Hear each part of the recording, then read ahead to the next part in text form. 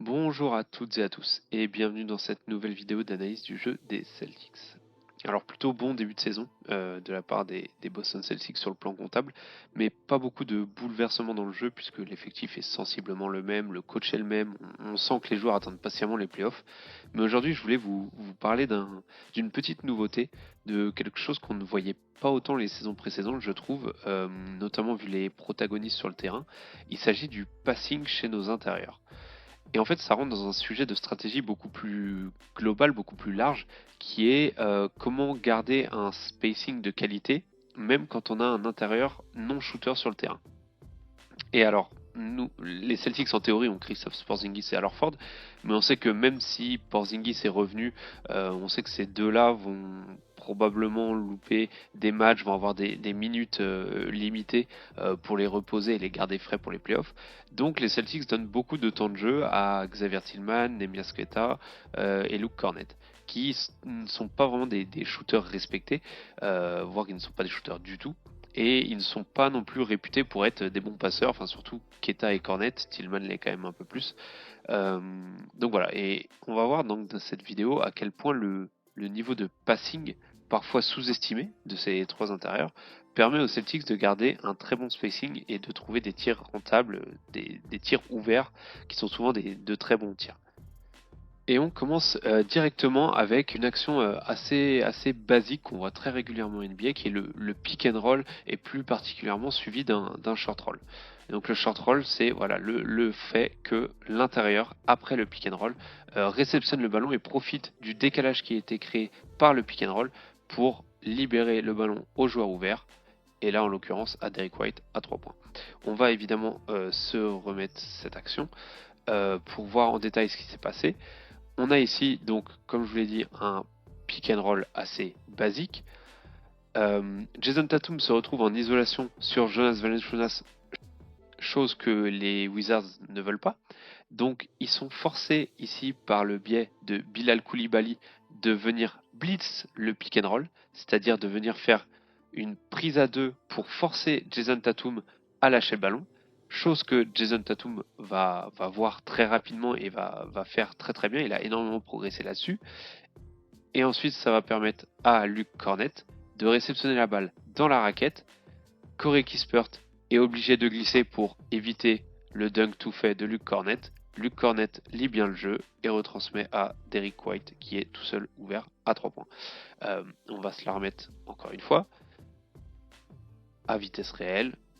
La passe de Tatum, ici Kispert qui glisse, ça libère Derrick White complètement ouvert à 3 points. Alors ici on n'est pas sur du short roll, mais c'est là où on va commencer à voir à quel point avoir un intérieur non shooter, si c'est un bon passeur, c'est pas tant un problème pour le spacing, puisqu'on voit là une des solutions pour permettre de garder un bon spacing tout en ayant un intérieur non shooter sur le terrain. Ici en l'occurrence on en a même deux, puisqu'on a Xavier Tillman et Luke Cornett. Euh, et en fait une des solutions ça va être de mettre le non shooter euh, balle en main.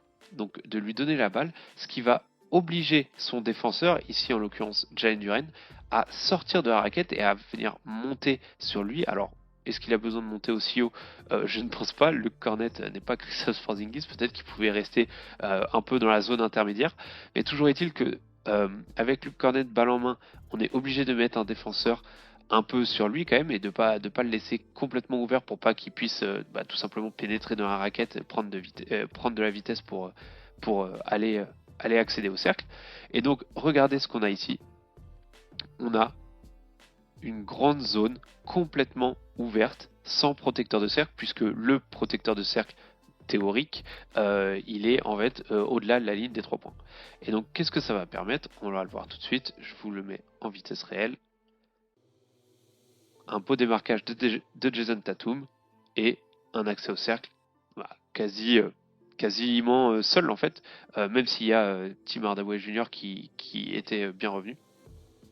Voilà, on va se la remettre. Beau démarquage de Jason Tatum, belle passe de Luke Cornett, personne pour protéger le cercle, et c'est un dunk tout fait. Ici, on va avoir un dribble main à main. Jrue Holiday et Luke Cornett. ce qui va permettre à Jrue Holiday en fait de faire un premier écart avec son défenseur, donc Jaden Ivey, et de pousser Isaiah Stewart à défendre en drop. Il y a une belle rotation de Ron Holland, mais une encore plus belle passe de Luke Cornett. On va évidemment se la remettre. Et là, vous allez voir à quel point le passing de Luke Cornett est très intéressant. Vous voyez qu'ici, on a deux non-shooters sur le terrain, puisqu'il y a également Xavier Tillman qui n'est pas du tout respecté à 3 points.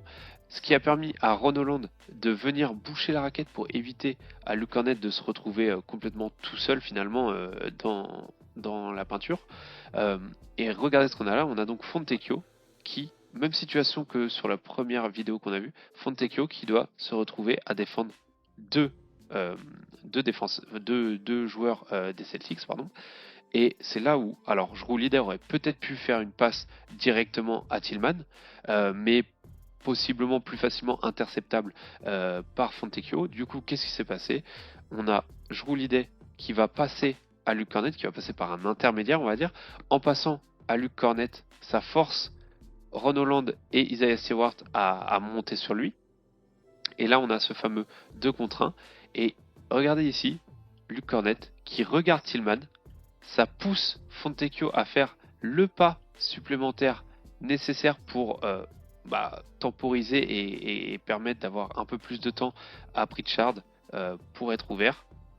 Belle passe dans le corner. Peyton Pritchard ouvert dans le corner. Ça fait 3 points. Ici, on va avoir un pick and roll. Luke Cornett, Derrick White. Pas très bien découpé, j'aurais pu découper un peu avant, laisser un peu plus de temps. Donc on a un pick and roll Luke Cornett, Derrick White, et on va avoir cette fameuse action de short roll où l'intérieur reçoit le ballon dans la raquette, ce qui force le décalage, ce qui force les rotations défensives et donc à jouer un 2 contre 1. Et c'est ce qui se passe ici. Luke Cornett reçoit la balle, vous voyez très, très bien ici, reçoit la balle dans la raquette. Le décalage du pick and roll est fait, donc c'est-à-dire que l'intérieur qui défendait sur Cornett se retrouve derrière lui. Donc on a un joueur qui est derrière qui ne sert plus à rien finalement défensivement pour l'instant, et Brandon Miller qui a été obligé de faire la rotation pour éviter à Luke Cornett d'avoir un accès tout seul au cercle et qui aurait été synonyme de 2 points garantis. Et on a donc à nouveau cette fameuse situation que les Celtics recherchent sur ce short roll, ce que toute équipe NBA recherche sur un short roll, c'est cette fameuse situation de 2 contre 1 où LaMelo Ball se retrouve à devoir faire un choix entre Sam Hauser ou Jrue Holiday. Et donc c'est là où le passing va être très intéressant de la part de Luke Cornett. Il va fixer un des deux joueurs, en l'occurrence ici Sam Hauser, pour obliger LaMelo Ball à faire un choix et à anticiper, ce qui libère Jrue Holiday et ses 2 points faciles. Ici encore Luke Cornett, encore un pick and roll et on va avoir encore cette fameuse action de short roll. On a un premier écran qui est finalement un ghost screen puisque Cornett voit très rapidement que Kevon Looney va blitz encore une fois le pick and roll avec Buddy Hield pour prendre à 2 Peyton Pritchard. Et Peyton Pritchard va évidemment lire très rapidement, libérer à Cornett. Cornett reçoit, vous voyez, la rotation a été faite très rapidement de la part de Slow-Mo, qui laisse donc un ouvert. On a évidemment la même situation qu'on cherche à chaque fois. On a un surnombre ici avec 3 joueurs des Celtics pour seulement 2 défenseurs des Warriors. Et Cornett va faire le bon choix avec Sam Hauser complètement ouvert à 3 points. On va se la remettre à vitesse réelle. Le ghost screen, le blitz du pick and roll, on a la situation de 3 contre 2 et le décalage pour un shoot complètement ouvert et une passe, une lecture de jeu encore bien vue de la part de Luke Cornett. Ici, on a une ISO de Tatum qui est pris à 2 et cette fois-ci c'est le passing de Neemias Queta qu'on va mettre en valeur. On va évidemment se la remettre.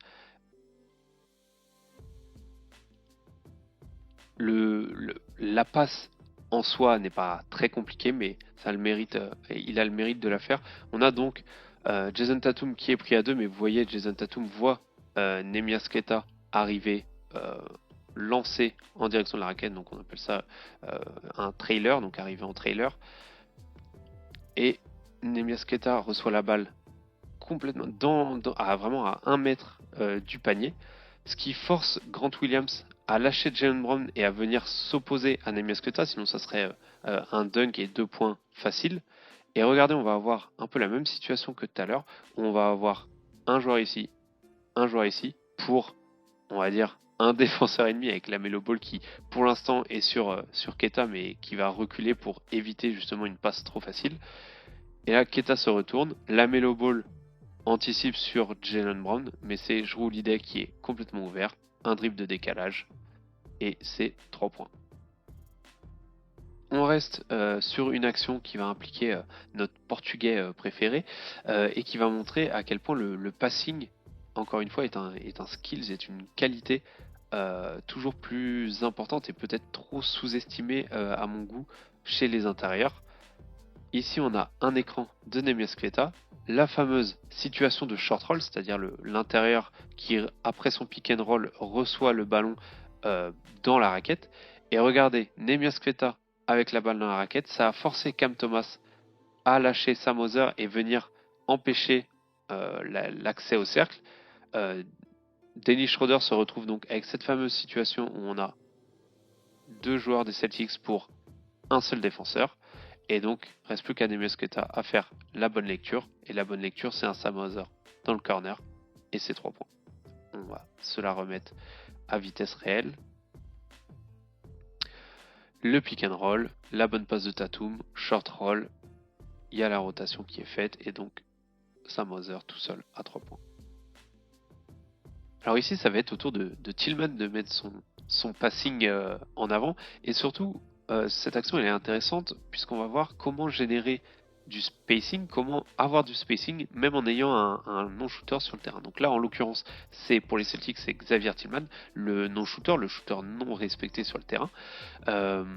Et on va voir comment générer du spacing malgré ça. Et une des solutions assez simple, mais qu'on voit assez régulièrement à NBA pour générer du spacing tout en ayant un non-shooter sur le terrain, c'est tout simplement en lui donnant le ballon. Et regardez ce qui se passe. Xavier Tillman étant porteur de balle, regardez la raquette. On a personne dans la raquette. Absolument personne. Pourquoi? Parce que avec Xavier Tillman, balle en main, où est le protecteur de cercle? Il est sur Tillman. Parce qu'en fait, quand ton intérieur porte le ballon, souvent il est défendu par un intérieur qui est, on va dire, le protecteur de cercle naturel. Donc en théorie ici, Onyeka Okongwu. Et donc Onyeka Okongwu se retrouve à devoir défendre sur Tillman assez haut puisque c'est lui qui a le ballon. Et donc s'il l'attend trop bas, ça pourrait permettre à Tillman de se lancer et d'arriver avec de la vitesse près du cercle et potentiellement d'obtenir une faute et voire un panier.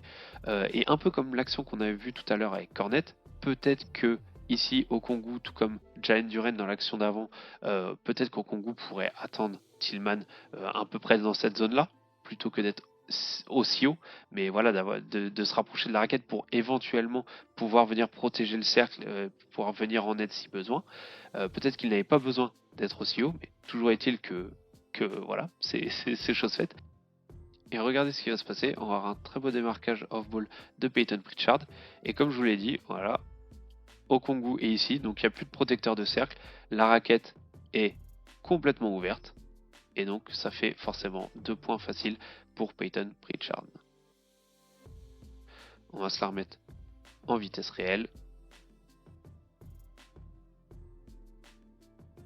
On a l'intérieur en tant que porteur de balle, donc pas de protecteur de cercle, et en plus Tillman est un bon passeur. Ça permet un 2 points complètement ouvert, un lay-up complètement ouvert qui est un des tirs les plus rentables du basket. Ici, on va avoir un short roll avec le maestro du short roll, Al Horford, qui pour le coup, lui, est un intérieur connu pour son bon passing. On a donc un écran d'Horford pour Jason Tatum qui force la rotation. Horford, sur ce genre de situation, a plus souvent tendance à pick and pop, c'est-à-dire à rester derrière la ligne des 3 points pour shooter, mais là, la passe de Tatum est un peu devant, et surtout, regardez Jarrett Allen qui est complètement hors d'alignement, hors de position pour empêcher Al Horford de foncer droit vers le cercle.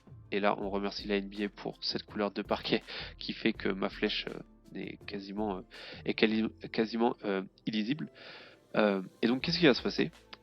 On a un Al Horford qui peut foncer complètement dans la raquette, et là, Garland qui se met en opposition pour éviter le lay-up facile, voire le dunk de Al Horford. Regardez le petit filou de Derrick White qui est dans le dunker spot, qui va pousser Sam Merrill à venir sur lui, parce qu'une passe à Derrick White dans le dunker spot, ce serait un lay-up et donc 2 points beaucoup trop facile. Mais par contre, avec un Sam Merrill qui fait la rotation pour venir sur Derrick White, ça laisse un Jrue Holiday complètement ouvert à 3 points, et c'est ficelle. On se la remet à vitesse réelle. On a le pick and roll, une fameuse situation de short roll avec le bon passing et la bonne lecture d'Al Horford. 3 points complètement ouverts de Jrue Holiday.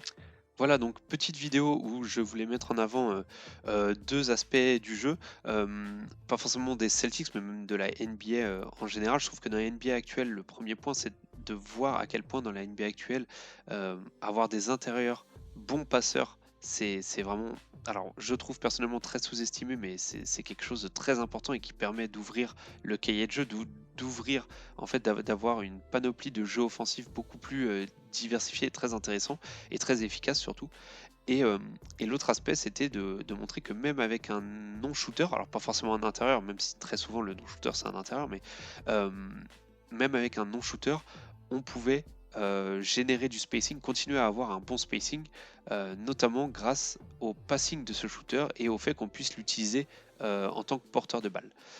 Donc pour libérer notamment la raquette, attirer le protecteur de cercle loin de la raquette. Donc voilà. J'espère que ça vous aura plu. Vous n'avez pas eu la chance d'entendre la douce voix d'Azad. Là, c'est titouant. C'est la première fois que je m'essaye à ce genre de vidéo d'analyse. J'avais un peu de temps libre, donc j'en ai profité.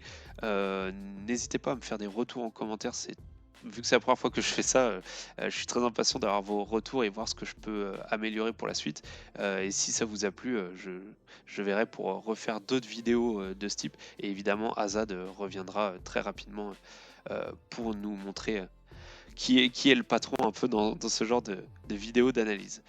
Sur ce, je vous souhaite une bonne suite de saison NBA, en attendant patiemment les playoffs, et je vous dis à la prochaine pour le prochain podcast ou la prochaine vidéo d'analyse.